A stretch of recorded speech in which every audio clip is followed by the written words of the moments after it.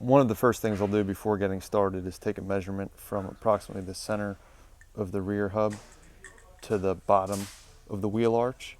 And I got a measurement of 14.5 on one side and 14.75 on the other side.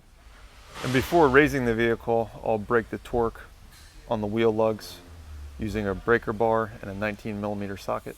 With your wheel removed, if you do have a rear sway bar, next up would be to remove your rear sway bar link.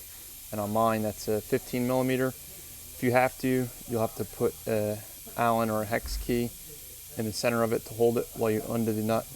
I was able to get the other side off fine with just using a 15mm socket. Next thing is to loosen the upper control arm bolts that attach it to the body. So these are both 14mm bolts, and break the torque on them, back them off, but do leave them in place for the time being. Next up, break the torque on the lower shock fork bolt. That's a 14mm, and you may need a breaker bar for that one as well. Break the torque and back it off, but don't remove it just yet. All right, so once you break your torque, I would support your lower control arm with a floor jack.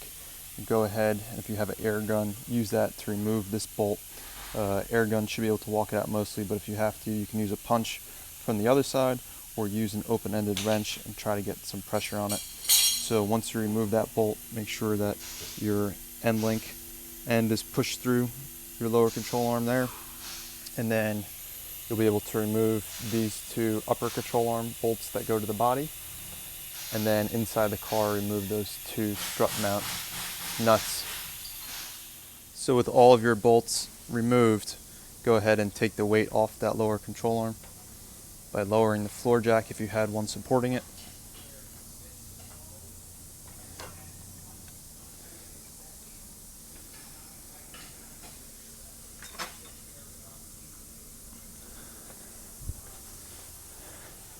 And then you should be able to break the lower end of the shock strut assembly from the lower control arm.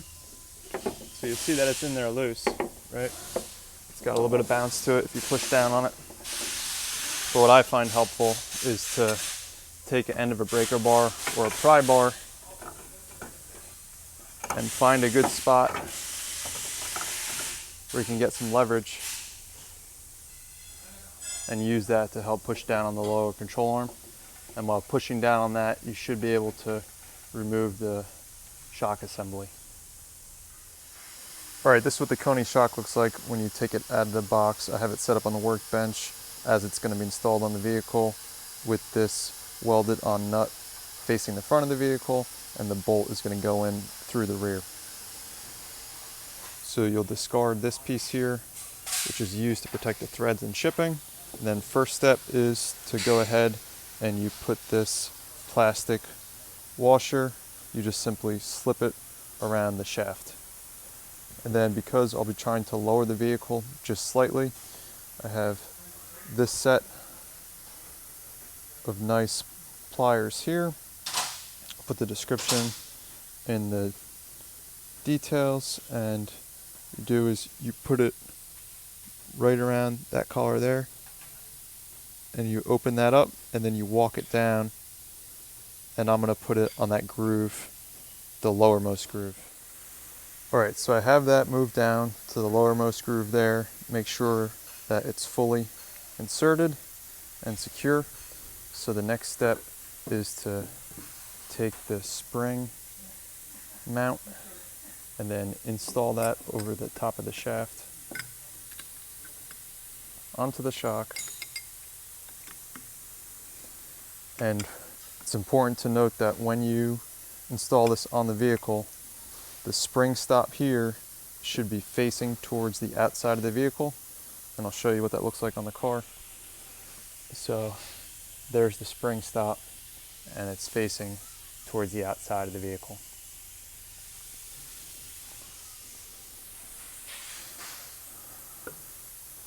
So next thing you can do is go ahead and get your bump stop set up. If you're going to be using the old one, which I could have done because mine were in excellent condition despite being very old, so you can either reuse the old one or what I did was I purchased ahead of time KYB replacement. This is how I have it set up, with the wide portion of the bump stop pressed in to the plastic protective housing and sitting in that lip here. So I have that lip towards the top,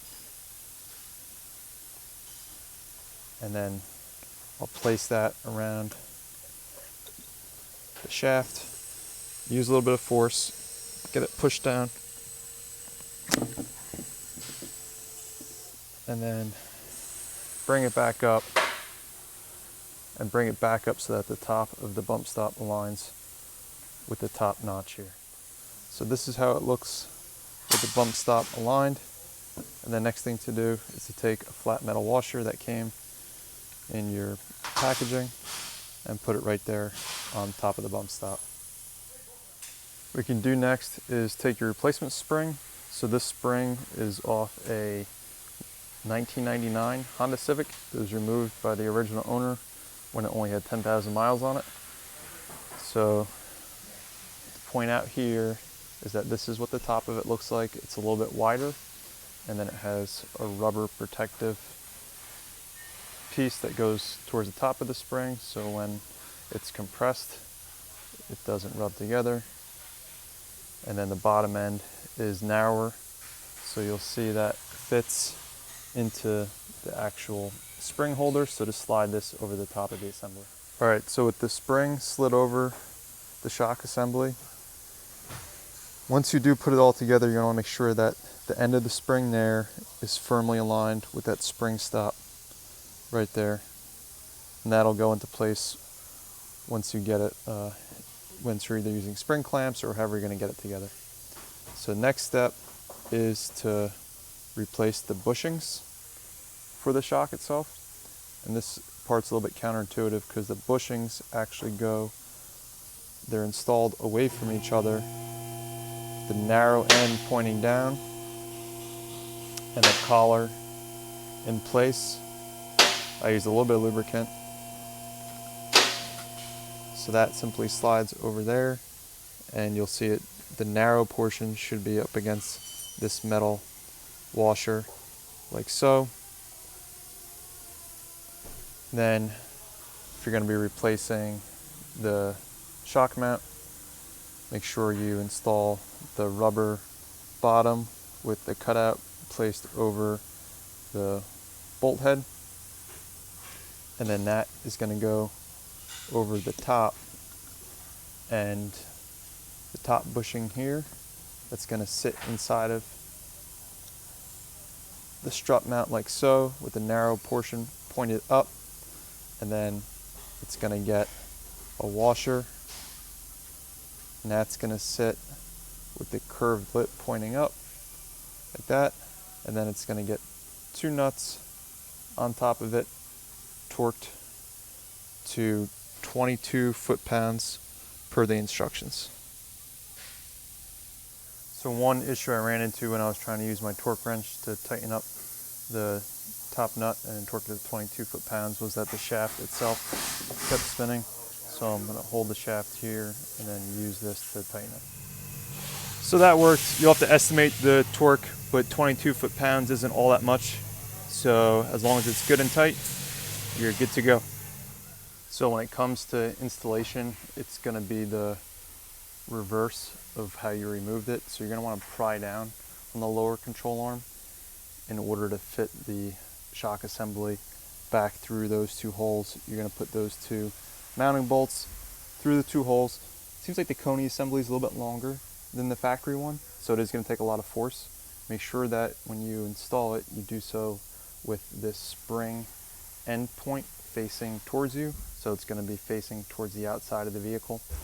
And then I'm going to pry down with a lot of force. I'm not too concerned about tearing up this bushing here, because eventually I'll be replacing this entire lower control arm assembly. But if you are worried about that, you can try to remove this lower control arm bolt here, but oftentimes, especially on older cars in the rust belt, that's going to be difficult to remove, so I'm trying to do so without removing that, even if it comes at the expense of tearing up that bushing there. So hopefully you're able to get that back in place without incident. And then once again, make sure that strut or the spring end position is in line with you. And then I like to install the bolts in the order of the most difficult to get out first. This way you'll have the most freedom to move the lower control arm assembly around. So that means this bolt, install that one first, hand tight, don't torque anything down yet. And then next I'll be installing these two here, same thing, hand tight, and then the end link bolt and the two upper shock mount nuts.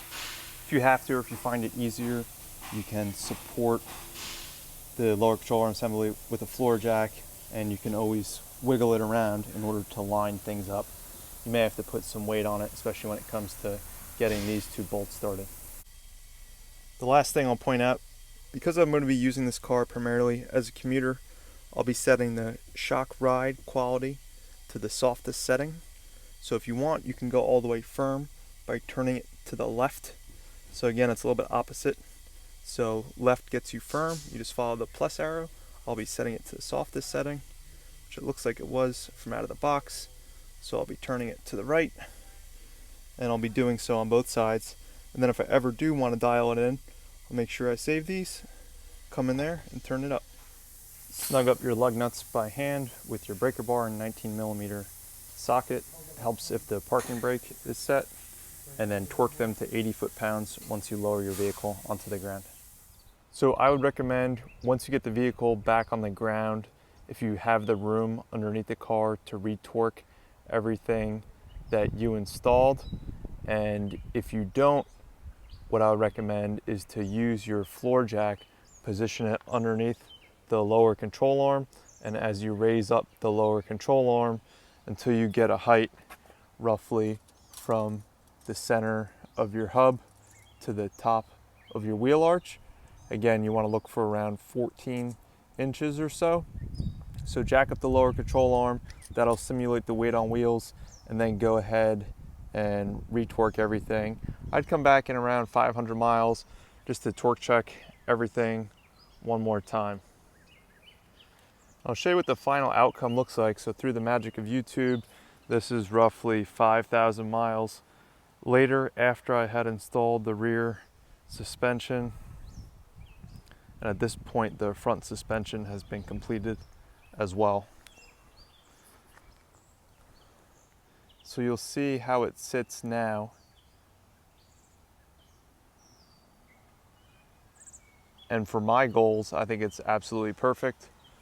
So the initial measurements that I got on the rear suspension before I installed the EM1 springs and the Koni Shocks set to the lowest perch, the measurements was 14.5 and 14.75 on either side. And currently the car sits with a measurement of roughly 14 inches from the center of the wheel hub to the top of the wheel arch. So I just measured the other side, and that side measures 13.75 inches. So we're looking at around a 3/4 of an inch drop in the rear. What that does, it provides for a lower center of gravity, a lot less body roll, combined with the rear sway bar. It's exactly what I was looking for in the car. So it handles really well now. I really have no complaints with the handling. If I was going to upgrade anything else beyond this point to improve the handling, it would be the wheel and tire size. That would give me more grip, it would give me better braking, allow for me to pull a stronger G-force going around corners. But for my purposes, I'm very happy with the way it turned out.